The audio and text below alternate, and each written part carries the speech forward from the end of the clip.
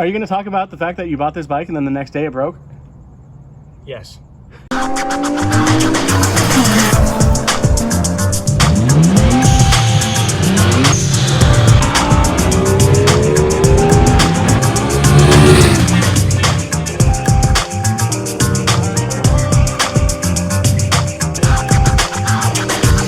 Today I wanted to talk to you guys about how a Ducati 899 Panigale, or most Panigales are holding up around the 20,000 mile mark.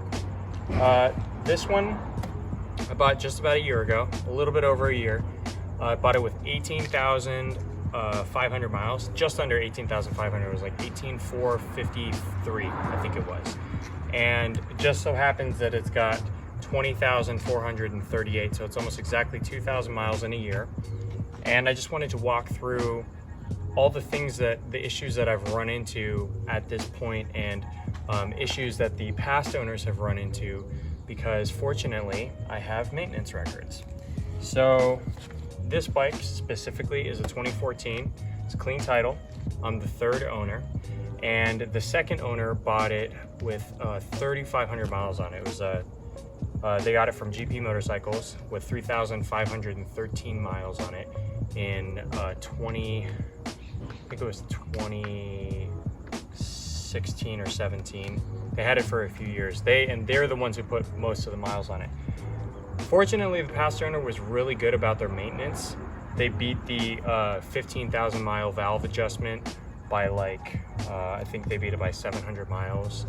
And they had an extended warranty, so anytime there was any kind of issues as far as even so much as the exhaust backfiring a little bit too much, they took it in and had it taken care of, which was really cool. And based on what I saw in the maintenance records, besides the general maintenance with the valve adjustment, the only issue that this bike had, besides the Termi pipes backfiring a little bit more than usual and having the pipe tightened up, was that the fork seals started to leak at around the 12,000 mile mark. So they replaced the fork seals, got new oil in there. Under my ownership, it's been a little bit more interesting, to say the least. Yeah, you messed up. Yeah. So I got this bike in September of 2019. And I bought it over in Corona, California. The whole day, put 100 miles on it, rode like a freaking dream. Like, it's the newest bike that I've owned. I've had quite a few bikes before it, but this one has the most tech as far as like any bike is concerned. Rode fantastic. Got it all the way home, rode 100 miles, came out here to visit Indy, went to go see my mom. We went out to Burt's Mega Mall. We went to Burt's Mega Mall. We did all kinds of stuff that day.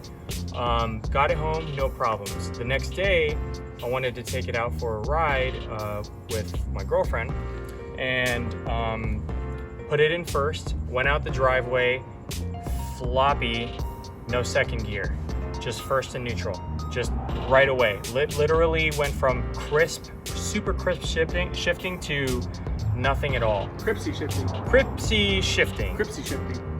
So I limped it to a. I went on forums, and I noticed that a relatively common problem for Ducatis, but not super common, is that the fork detent spring for the shifting mechanism has a tendency to fail, and that'll cause your shifter to basically not function the way it's supposed to, floppy shifting. And so I assumed it was that, but I didn't want to tell them that's what I diagnosed, because I obviously don't know as well as my mechanic does. But I took it there, they took a look, rattled the shifter, they're like, yep, detent spring. Next thing you know, after one day of ownership, the bike is in the shop for a month, waiting on a single $200 spring plus gear mechanism, because they don't sell you only the spring because it's Ducati, but it took a month for that part to arrive from Italy. So the bike was down for a month from the 1 day mark after I got it. Hey, I have a question for you.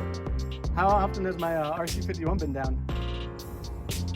The RC51 has only had one issue. We're gonna get into that in another video, but it was not even a reliability issue, it was an age issue. Well, on the next day I took it out to ride it and it worked just fine. The shifter was nice and gripsy. Yeah. Everything was pretty sick, man. So, got that taken care of. It was not a cheap fix. It was $550 to fix that shifter fork detent spring. And a month.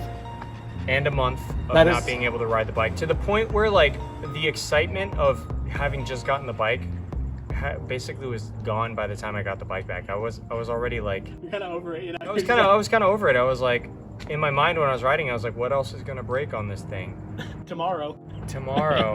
Fortunately, nothing else has broken that wasn't my fault. We're doing a video. We did a video about the rear brakes that you'll see after this one. But you know, the bike has actually been very reliable. Ducati had a really bad reputation for a really long time about just, you know, bad reliability when they're like the 999s, the 998s, 996s.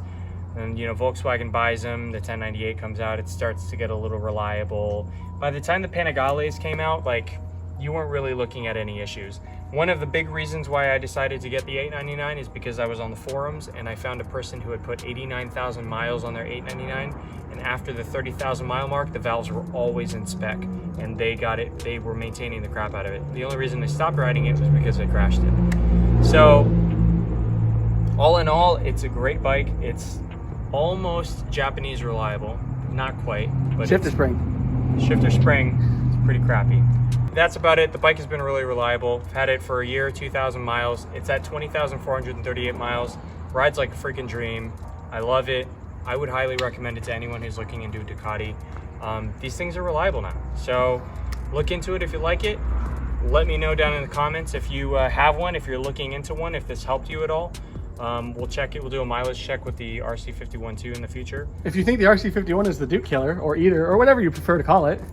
And well, a lot of people are going to think that way. I mean, the RC51s are fantastic. That's so sick. But if you like the video, please make sure to like, subscribe, ring the notification bell, and we'll see you in the next one. And we appreciate you guys.